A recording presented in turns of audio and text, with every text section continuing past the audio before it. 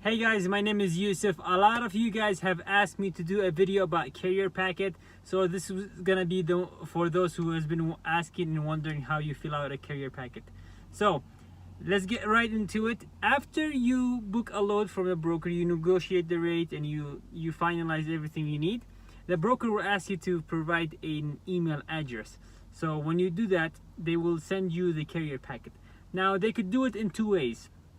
Number one, they could do it by a website. They sent you a link to your email address, and you just click on that and you go to their website and fill it up. If that's the case, then that's the easiest way to do it. In this case, I'm not gonna show it because I don't have that link yet. I have already registered to all of the links that they have sent me. But 99% of the time, the brokers will send you a PDF version of the carrier packet.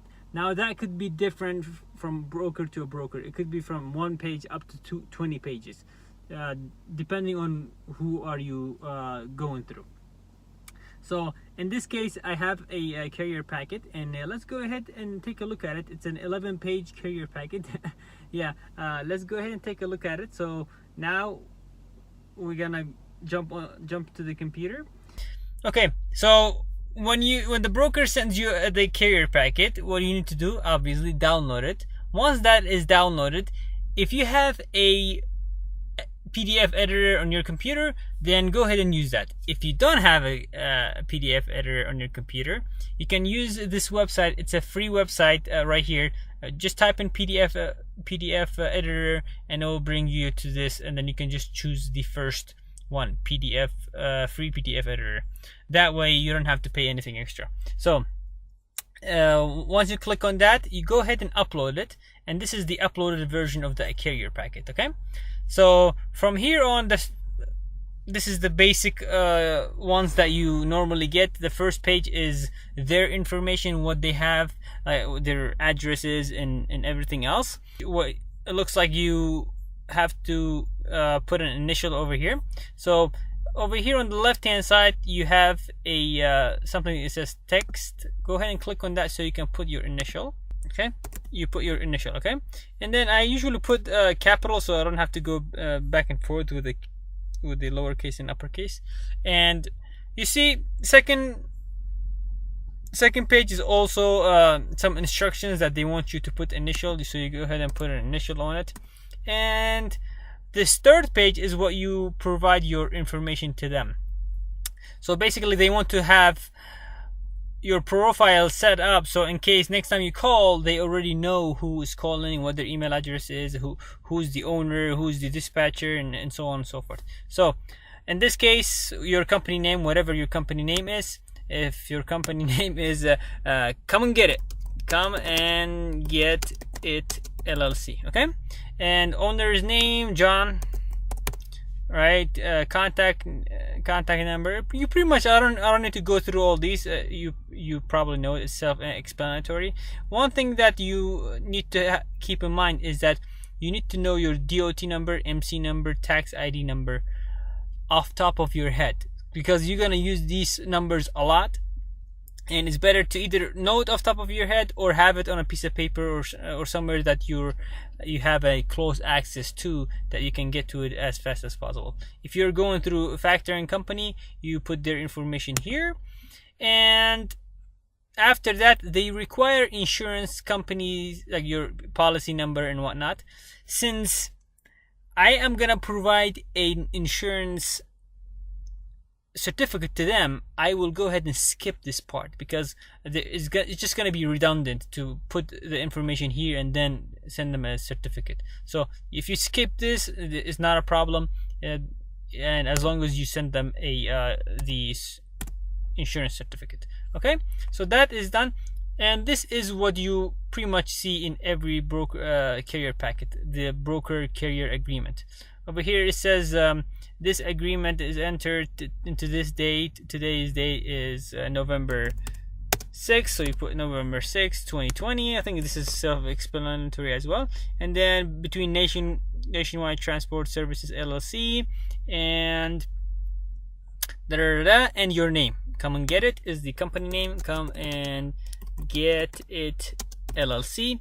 and whatever, and then it says your DOT number, whatever your DOT number is, and then you go MC number, whatever the MC number is, and after that your business address, whatever the business address, you put it here, and initial, everywhere you see initial, go ahead and put initial. Basically what you are trying to look for it, if you're not going to read it all, just see if they have like blank spaces for you to fill. That's pretty much all you need to look for. I never read any of these agreements because I am not interested in reading 11-page agreement. So we will skip that. Just go ahead and put initial wherever it says initial. Okay, it looks like it needs one more initial. You put one more initial, another initial, another initial, another initial, and then lastly they want your signature, your name, your title. You put it here, and then it looks like this is something that they will do themselves. Okay, it looks like 11 out of 11 is done. Once you are done, go ahead and download it and then send it to the email address that they initially emailed you with. And that's pretty much, the carrier packet is done. Now after that they will require 3 more things. They will require your MC license. Your MC license is also known as authority. If the broker asks you for a copy of your authority, don't be like me when the first time I went through a broker and I booked a load, and he said, "Hey, can you send me over your authority?" I'm like, what's that? I didn't even know that the FMCSA sent me a license to my mailing address. But anyways, yeah, so your MC license is the license, the page that you receive after you get active from FMCSA, that they pretty much mail it to your mailing address. Once you get that, please scan it and save it in your file, because you will need it a lot. Okay, every broker asks for your MC license, and this is a typical MC license, what it looks like. Okay, yeah, this is right here. This is a typical MC license. You have a certificate that are your MC number, your address, and then it says that this motor carrier number has been given authority to carry goods across state lines, pretty much. Okay, so you upload that as well, and after that they ask you for a W-9. Sometimes in the carrier packet they send you a W-9 that you need to fill it, but to save you time, what you need to do is, the first time you open your LLC, please do yourself a favor, go ahead and fill out a W-9 form. Basically you put your name of the business here, the address here, no, name of the business above here, and sorry about that, address will be right here, and you just fill it out. And after that you choose what type of company it is. Is it LLC? Mine is LLC. You put LLC, and then you put your employer identification number here. Okay, and after that you date it and sign it.